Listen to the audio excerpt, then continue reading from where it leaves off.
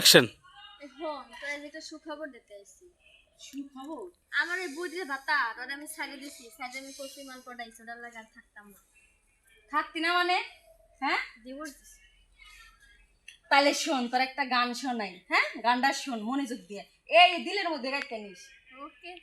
লাঙ্গের আশা কইরা তোমার ভাতারের বাচ্চাঙ্গে, লাঙ্গের আশা কইরা তোমার ভাতারের বাচ্চাঙ্গে, তোমার লাঙ্গে ও তোমার লাঙ্গে গো, আদা পথে নিয়া কোমর ভাঙ্গে, তোমার লাঙ্গে গো আদা পথে নিয়া মাঞ্জা ভাঙ্গে। শোন, এই গান আর বাস্তব মিল আছে।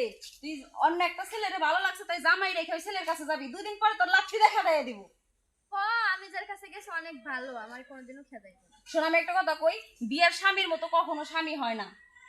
হ্যাঁ, তুই ওইটা ধরে থাক, আল্লাহ তোর ভালো করবো। দেখিস 2 দিন পরে তোর এই বান্ধবীর কথাটাই কাজে লাগবো। আর আমি তো গোমাতো না, এক জিনিস নিয়ে পড়ে থাকবো, আমি নিউ নিউ আপডেট করি, ওগুলো আমার পছন্দ না, পুরোনো জিনিস রাখি না।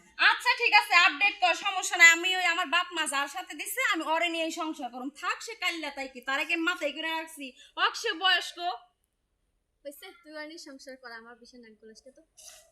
ও মা, বুঝবি বান্ধবী, 2 দিন পরে ঠিকই বুঝবি। হ্যাঁ, ওই জোয়ান একটা দেখছো, সেখানকার ছেলেরা হ্যান্ডসাম প্যান্ট শার্ট পরে থাকে, শু পায়দা থাকে, পকেটে হাত দিয়ে দেখবি কিচ্ছু নাই কে।